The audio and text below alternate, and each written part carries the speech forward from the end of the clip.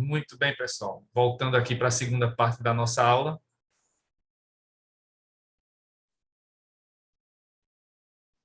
Só lembrando que hoje é o último dia, né, para entregar os relatórios da Semana de Direitos Humanos e do ENICS.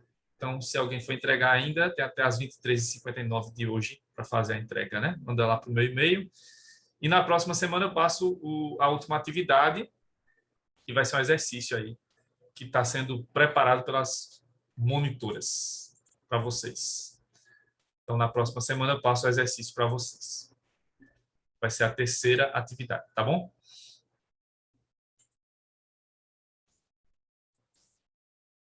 Então, estávamos aqui, né, na leitura da responsabilidade subsidiária, o artigo 13 do CDC, mostrando aí as situações em que...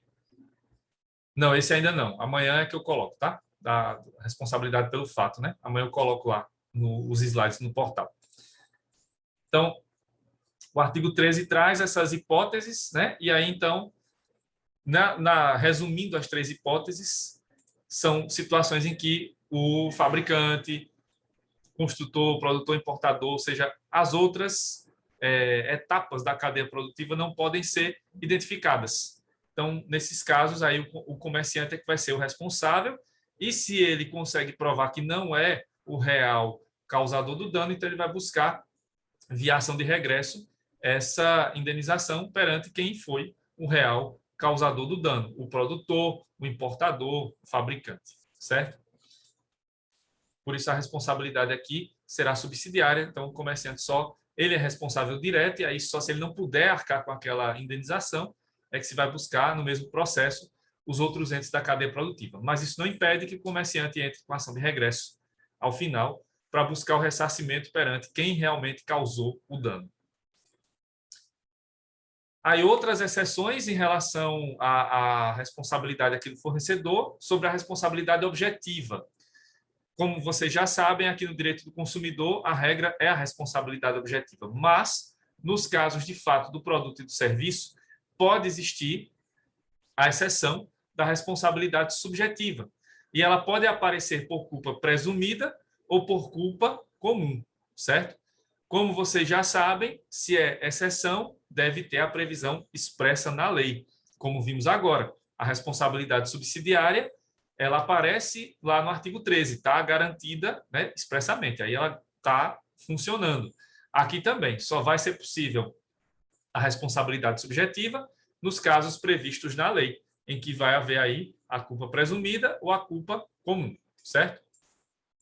Isso aqui vai aparecer, no caso da responsabilidade subjetiva, no parágrafo 4º do artigo 14 do CDC, que determina a responsabilidade pessoal dos profissionais liberais será apurada mediante a verificação de culpa. Então, quando falamos em profissionais liberais, aí a responsabilidade deixa de ser objetiva para ser subjetiva, certo? Essa vai ser a exceção aqui configurada segundo o artigo 14, parágrafo 4º do Código do Consumidor. Bom, aí o artigo 14, parágrafo 4º não especifica muito esses pontos. Isso vai ficar mais a cargo da doutrina, levar adiante essas distinções que já existiam no direito civil e que aparecem aqui também no direito do consumidor. Vai haver uma distinção que ela está, aos poucos, deixando de ser colocada, mas ainda é lembrada pelos autores, que é aquela questão de obrigação de meio e de resultado. Então, isso ainda aparece por aqui, apesar de não ser mais algo definitivo, né? Cada vez mais estão aparecendo outras visões aí sobre o que seria a obrigação de meio ou de resultado, mas ainda vale essa distinção. E aí, então, essa distinção de atividade de meio e de resultado é que vai levar ao tipo de culpa que é configurada aqui para cada situação. Então, começando a mostrar a vocês aqui as situações em que ocorre a chamada culpa presumida. A culpa presumida vai aparecer aqui quando houver profissionais liberais que tenham a sua obrigação como considerada, né, como de resultado. O exemplo sempre aparece como a cirurgia plástica com fins estéticos, né? Aí, nesse caso, pode-se inverter o ônus da prova para o profissional que forneceu o serviço, ou seja, é possível a inversão do ônus da prova. Essa questão de culpa presumida, culpa comum, vocês já viram com a professora Manuela no semestre passado, em responsabilidade civil, então já sabem como funciona. A culpa presumida, né, é um patamar que está entre a culpa comum e a responsabilidade objetiva. E aí, nesse caso, vai se aferir a culpa, mas vai haver uma questão aqui importante, que é a possibilidade da inversão do ônus da prova. Então, se o juiz conceder a inversão do ônus da prova, vai caber ao profissional, né, mostrar que não cometeu aquele dano, ou que aquele dano foi causado por outra origem que não a do seu trabalho. E nessas situações, isso é possível, porque essa obrigação é de resultado. Então, o entendimento aqui que prevalece é que uma pessoa que vai buscar um cirurgião plástico para fazer uma cirurgia com fins estéticos quer chegar a um determinado resultado. E caberá, então, a esse profissional deixar o consumidor ou a consumidora consciente dos limites até onde ele pode chegar nesses procedimentos e dos riscos que podem ser causados por aquela intervenção cirúrgica, certo? Então, nesses casos, tem que se levar em consideração todos esses fatores, a informação, os procedimentos técnicos e se o profissional agiu com imperícia, negligência, imprudência, porque é culpa, acaba sendo. Então, só se houver essa configuração, né, o profissional agiu com negligência, imprudência, imperícia, um dos três pelo menos, se comprova que o resultado não foi atingido, né, entre outras situações, aí é possível que haja a responsabilidade do profissional aqui, do profissional liberal. Lembrando que tem que ser profissional liberal, né? Não pode ser, por exemplo, cirurgião plástico que está lá trabalhando no hospital, está subordinado às ordens de outrem, né?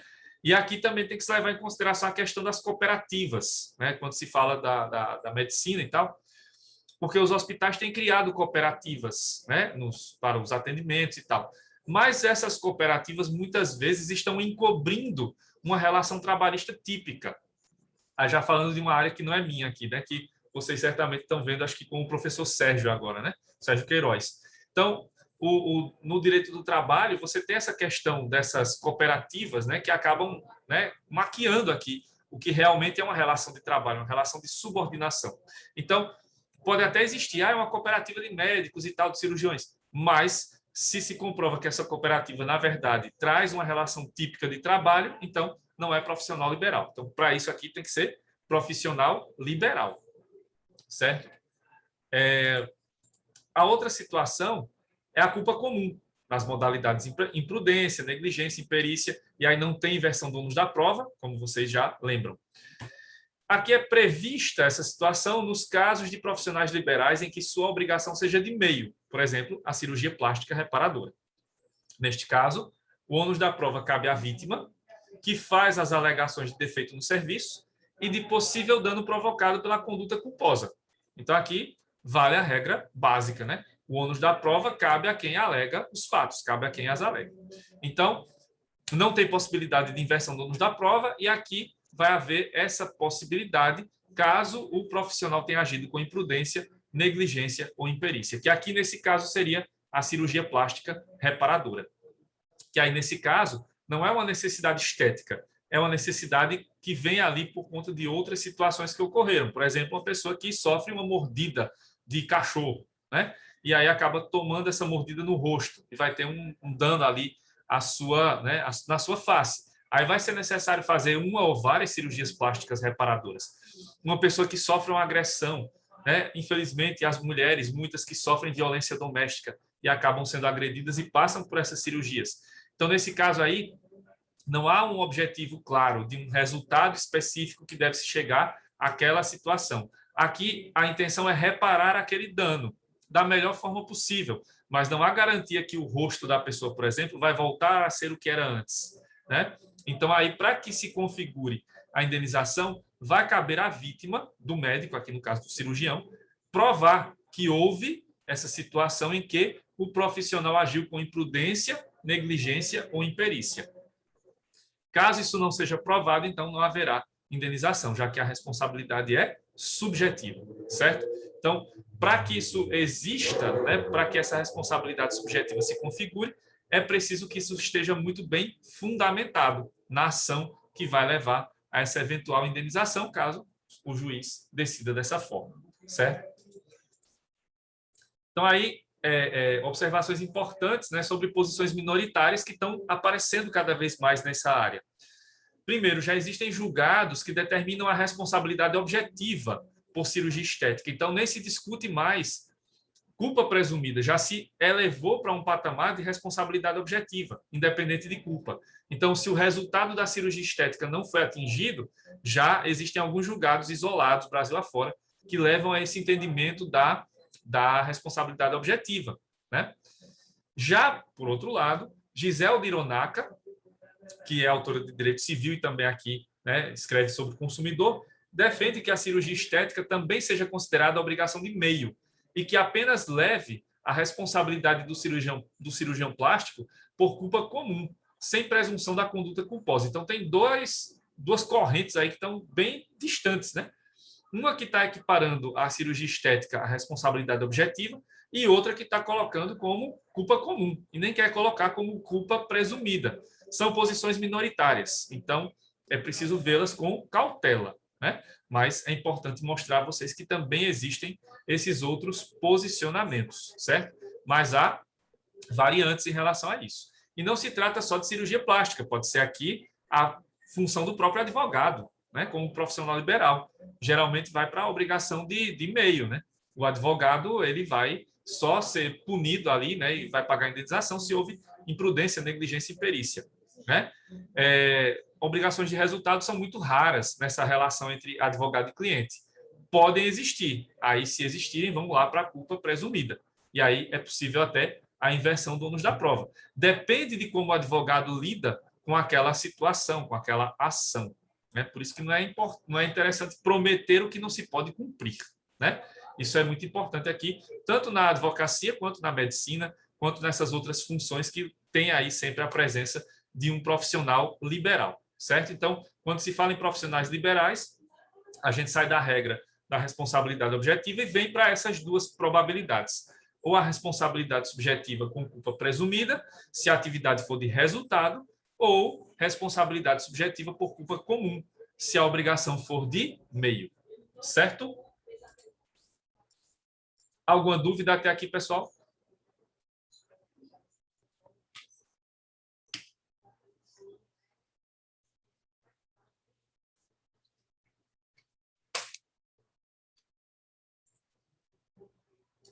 Beleza. Bom, vamos seguir falando um pouquinho agora do direito de regresso, né? Como eu tinha falado, agora só colocando aí certinho no slide, né? Sobre o direito de regresso, ele pode ser requerido em ação autônoma ou nos mesmos autos da ação principal, tá? Depois eu falo mais sobre isso, mas a ação de regresso ou o direito de regresso ele pode ser colocado numa ação autônoma, né, ação de regresso, ou pode vir nos autos dessa mesma ação aí que vai discutir, né, a indenização pelo fato do produto e do serviço. O importante a destacar desde logo é que essa questão do regresso ela só é julgada depois que a parte principal da causa for julgada. E a parte principal é essa do fato do produto ou do serviço. Então, primeiro se julga se o consumidor tem direito ou não à indenização, né? Se tiver direito, quanto será, né? Se será dano moral, material, estético, enfim. E só depois disso é que o réu, né, que foi condenado ali naquela ação, é que vai buscar o regresso, né, perante o real causador do dano. E aí já não é mais uma ação de direito do consumidor, aí passa a ser uma ação comum, cível mesmo, certo? Então, aí vamos às situações de responsabilidade por fato do produto e do serviço. Aí temos essa divisão aí. A previsão legal está nos artigos 12 a 17. Não são 5, né? Tem artigo que é revogado aí e tal, não são 5 artigos, na verdade são menos. Mas está ali, entre os artigos 12 e 17 do CDC, está a previsão legal para as situações de responsabilidade, excludentes, etc. Temos aqui também a divisão fato do produto, fato do serviço.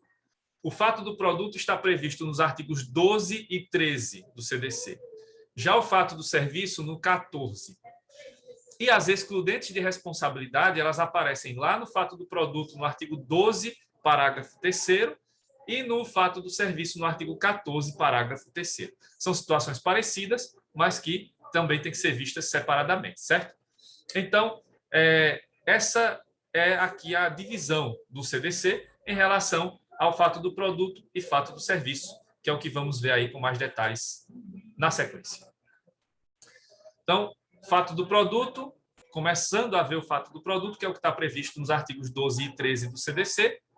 O fato do produto resulta, em geral, de um dever relacionado à obediência às normas técnicas de segurança e de qualidade dos produtos ou serviços oferecidos no mercado. Então, geralmente, o que vai acontecer aqui é que esses produtos eles não vão obedecer essas normas técnicas e de qualidade, por alguma razão, e vão se enquadrar lá num daqueles defeitos que a gente viu na primeira parte da aula. Defeito de projeto, fabricação ou informação, certo? E aí vai se levar a essas circunstâncias de fato do produto em que o problema, o defeito vai atingir o produto e também o consumidor. Aí o artigo 12, no caput, vai trazer a seguinte redação.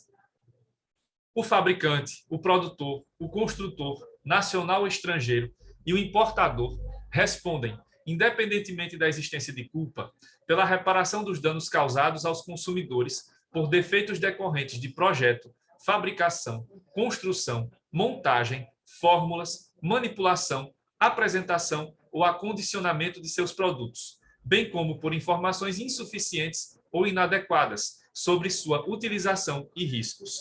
Então, essa é a definição, ou esses são os pontos principais aqui sobre o fato do produto. Então, muitos entes podem ser aqui o fornecedor, né, fabricante, produtor, construtor, nacional, estrangeiro e importador. A responsabilidade é objetiva, independente da existência de culpa, e aí os defeitos, observem, né, estão aí bem enquadrados nas hipóteses lá do Bruno Miragem.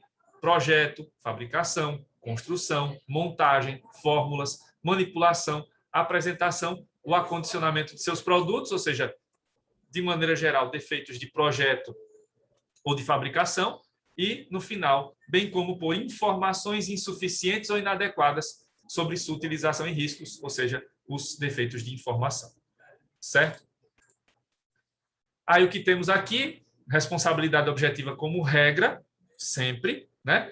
A determinação ampla da figura do fornecedor, como a gente viu aí agora, e diversas causas de dano a serem ali infligidas, né, causadas aos consumidores, certo? Então, é o que a gente extrai do caput do artigo 12. Bom, aí o parágrafo 1º do artigo 12 vai definir, ou tentar definir, o que é um produto defeituoso.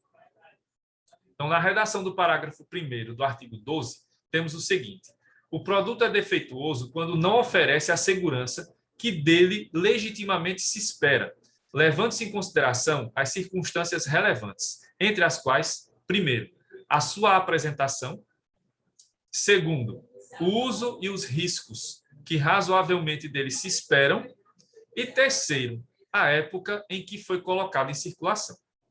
Então, a definição de produto defeituoso é bem ampla, né? Trata de questões relacionadas à segurança. Então, é quando o produto não oferece segurança esperada, né? Legitimamente esperada. E aí leva-se em consideração algumas circunstâncias, como a sua apresentação, né? Como é que você vê o produto, uso e riscos que se espera, né?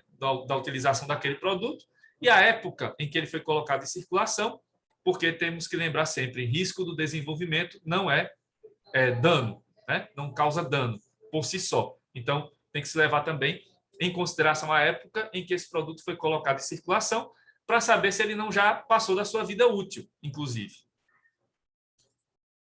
Então, analisando esses aspectos do parágrafo 1º, temos o seguinte, né? Leva-se em consideração alguns fatores que determinarão o defeito. Primeiro, a questão da apresentação trata da embalagem, da rotulagem, ou seja, o que você vê, o que você visualiza, o que você consegue, né, interpretar, entender daquele produto. Né? Inclusive, manual de instruções, aquelas letrinhas miúdas, né, que estão na embalagem, o que é que você vai concluir sobre aquilo?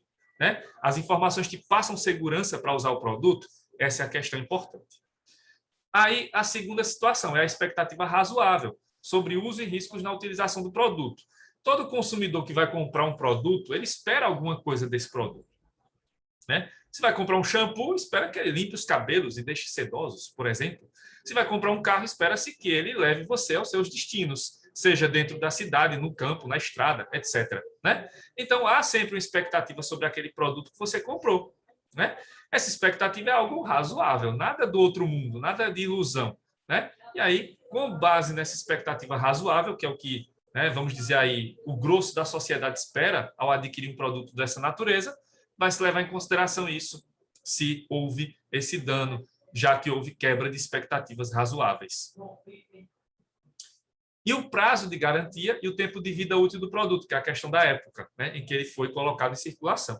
Então, tem que se levar em consideração, esse produto está na garantia ainda, né? E o tempo de vida útil. Será que o tempo de vida útil dele já se esgotou? Ou ele ainda tem mais algum tempo para ser usado? Todos esses fatores têm que ser levados em consideração para se definir se esse produto é defeituoso. Claro que não precisa chegar aos 3 requisitos. Basta que um deles se manifeste para que já se tenha um produto defeituoso. Mas é preciso que se leve em consideração esses aspectos para que se busque, né, a definição do produto defeituoso para cada caso.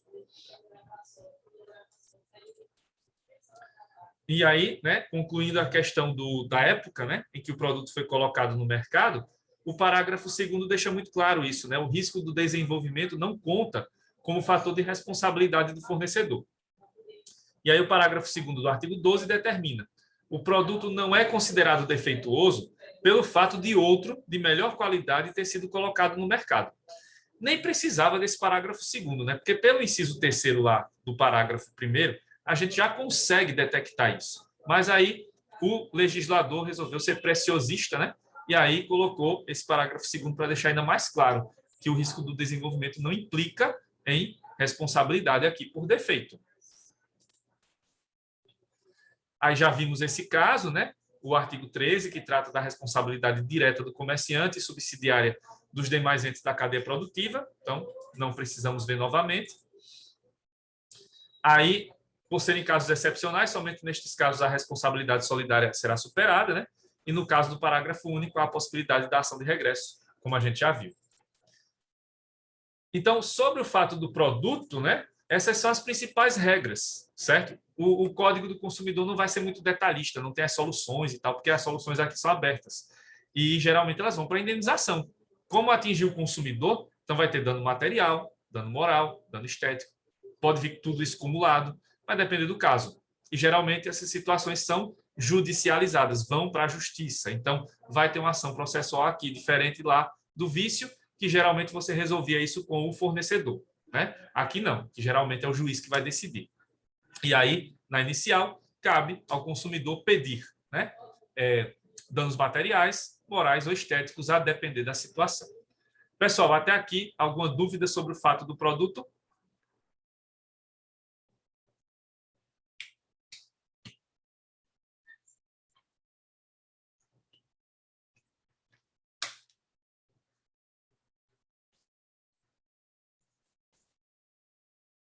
Ok.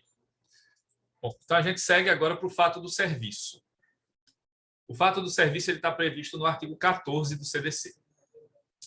O dispositivo é semelhante, como vocês vão perceber, né? A ideia é basicamente a mesma, de deixar ali bem ampla a situação, de deixar bem amplos quem são os fornecedores, né? A nomeação dos fornecedores e as situações que vão levar a essa configuração.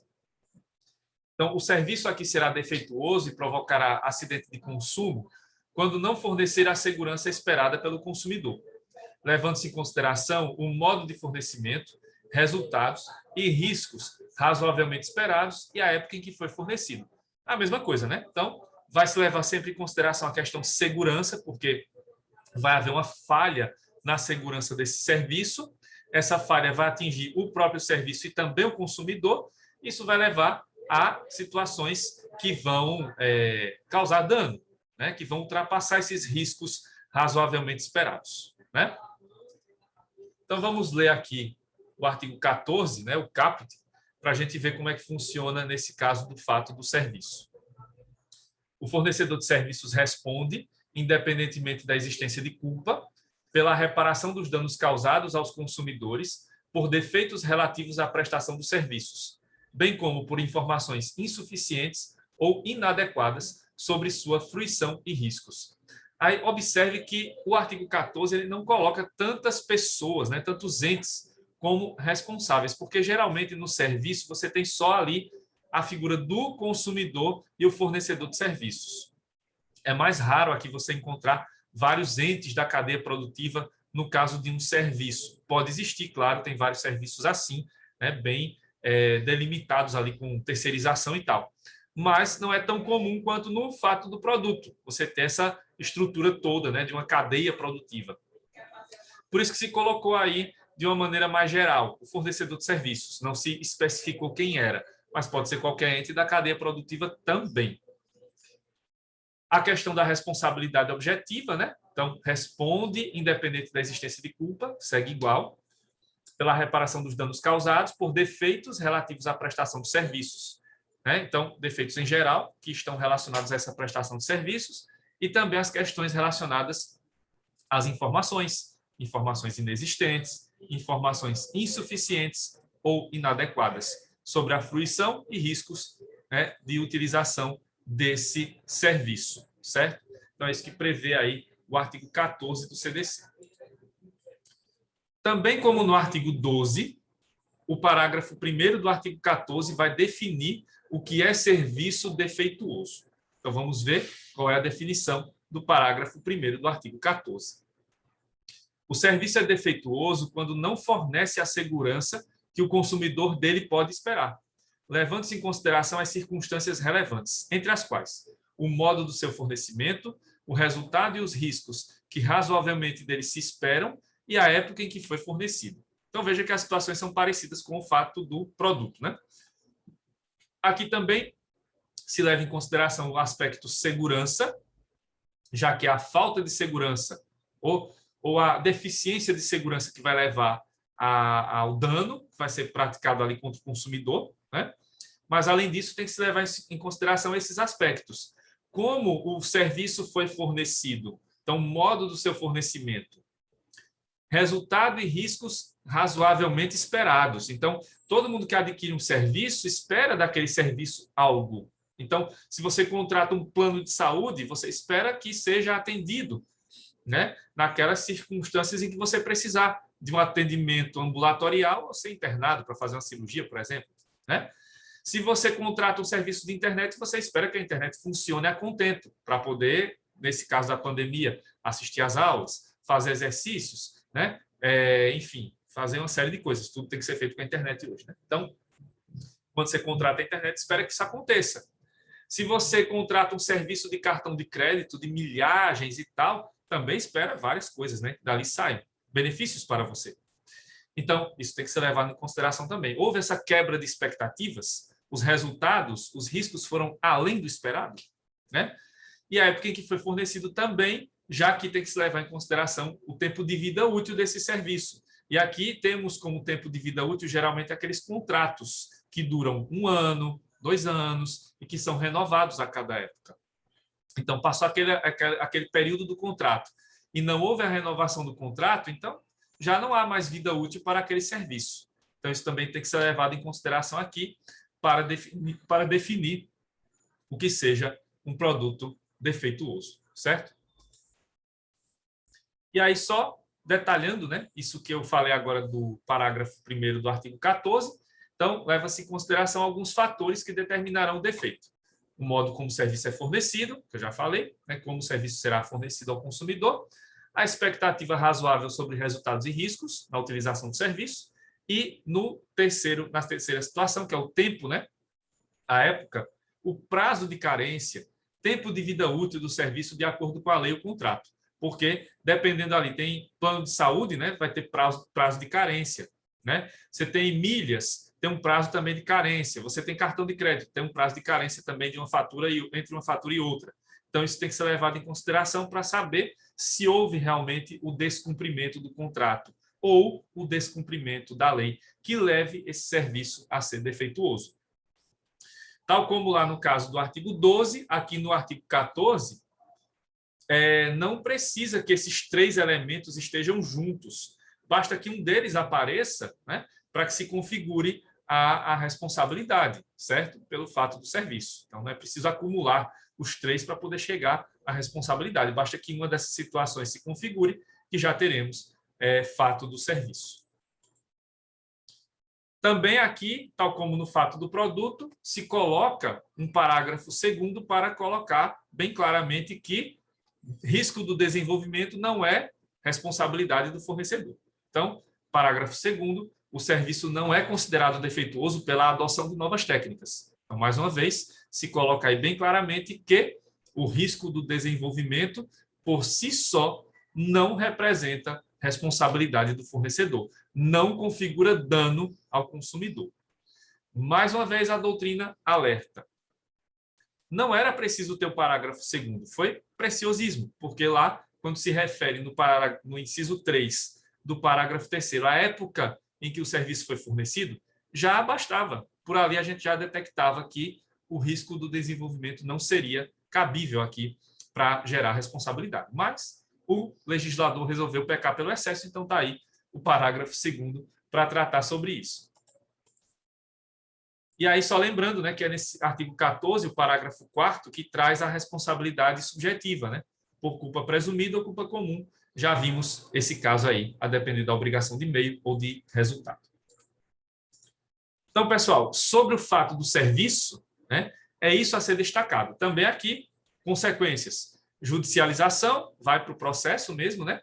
E aí o consumidor vai pedir indenização por danos materiais, danos morais, danos estéticos. Pode ser acumulado, pode vir separadamente, certo? E aí pode pedir inversão do ônus da prova para que o fornecedor prove que não ocorreu o dano, né? Que não foi causado pelo serviço, enfim, as excludentes, que a gente vai ver na sequência. Pessoal, ficou claro aí o fato do serviço? Ficou alguma dúvida sobre esse tema?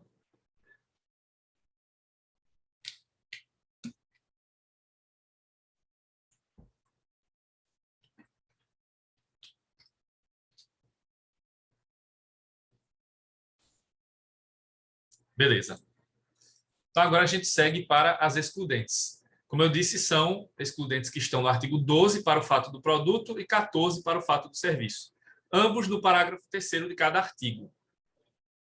E aí nós vamos ter o seguinte, né, segundo a doutrina. 3 tipos de excludentes. Né? As excludentes de responsabilidade do fato do produto, as excludentes de responsabilidade do fato do serviço e caso fortuito e força maior. O que a gente vai reparar é que a primeira e a segunda elas são explícitas, elas vão aparecer claramente nesses parágrafos, né? Já no caso fortuito e força maior, elas são implícitas, porque a gente vai ver que não existem essas excludentes no CDC. E aí precisamos definir, elas valem ou não valem para o direito do consumidor? É o que a gente vai ver na sequência. Então, começando pelas excludentes do fato do produto. Essas estão previstas no artigo 12, parágrafo 3º do CDC. O que é que determina esse parágrafo 3º? O seguinte: o fabricante, o construtor, o produtor ou o importador só não será responsabilizado quando provar, primeiro, que não colocou o produto no mercado. Segundo, que embora haja colocado o produto no mercado, o defeito inexiste. E terceiro, a culpa exclusiva do consumidor de terceiro. Então, são essas as situações que geram aqui as excludentes explícitas. No caso do fato do produto. Então, cabe ao fornecedor aqui, né, qualquer desses aí que seja colocado no processo, provar uma dessas excludentes. Ah, não coloquei o produto no mercado. Primeira hipótese. Então, o produto é falso. Ele prova que aquele produto não foi fabricado por ele. Né? É um produto falso. Está levando a mesma marca que o dele, mas não é fabricado por ele. É falso. Aí seria a primeira hipótese. Exemplo. Segundo, embora haja colocado o produto no mercado, o defeito não existe. Então, o defeito foi causado por outro motivo. O dano, né, foi causado por outro motivo, porque aquele produto não tem defeito. E aí, cabe ao fornecedor provar que aquele produto não tem defeito. O dano foi causado por outra ação, por outra situação, por outro bem de consumo. E tem aí a culpa exclusiva do consumidor de terceiro. Então, é o cliente, né? É o consumidor que age aqui de forma culposa. É o consumidor que vai arcar com os riscos de consumir aquele produto de maneira inadequada. né? Por exemplo, aqui no Brasil tem essa questão de, em alguns estados, como aqui, né, a gente tem a voltagem ali da tomada 220 volts, em outros estados 110. Hoje isso já foi praticamente resolvido, porque os produtos hoje saem de fábrica já com a configuração oscilativa, né? Então vai de 110 a 220 sem problema, basta colocar na tomada, ele se adapta.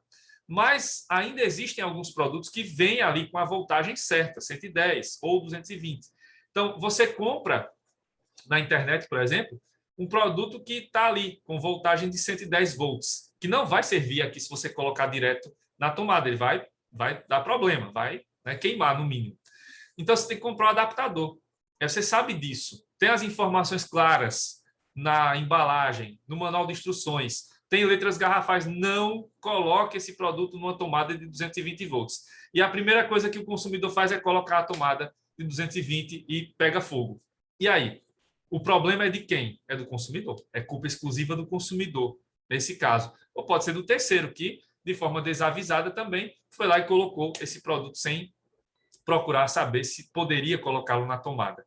Então, são situações que aparecem aqui que configuram a culpa exclusiva do consumidor ou de terceiro. E aí, se configurar a culpa exclusiva, não há indenização, não há responsabilidade do fornecedor. Aí só uma ressalva importante. O termo é culpa exclusiva. Mas vocês lembram que no direito civil tem culpa concorrente, né? Uma parte da culpa é do consumidor e outra é do fornecedor.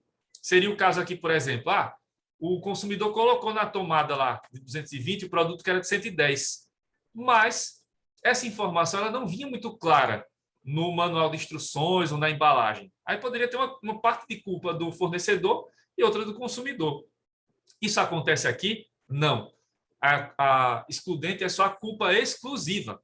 Se houver culpa concorrente, uma situação parecida com essa, a responsabilidade do fornecedor permanece e não vai ter determinação de compensação de culpas, porque a nossa responsabilidade é objetiva.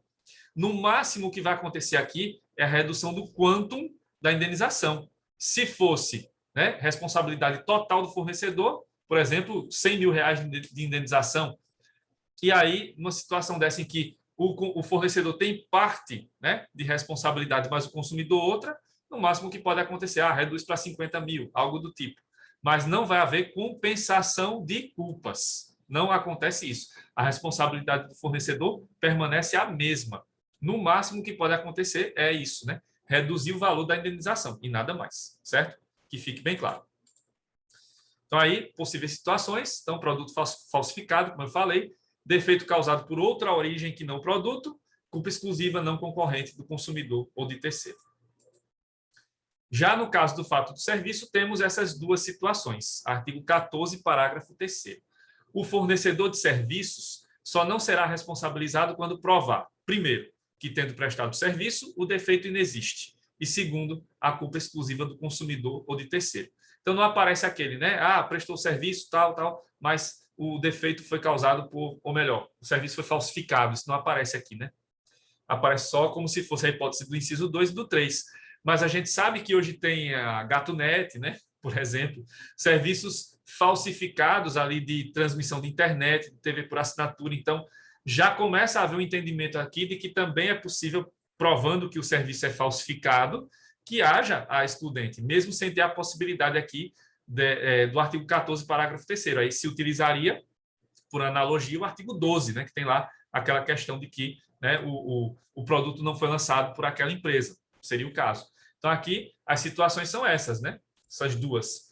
Então, o defeito não existe, prestou serviço, não foi causado defeito nenhum por esse, e a culpa exclusiva do consumidor ou de terceiro.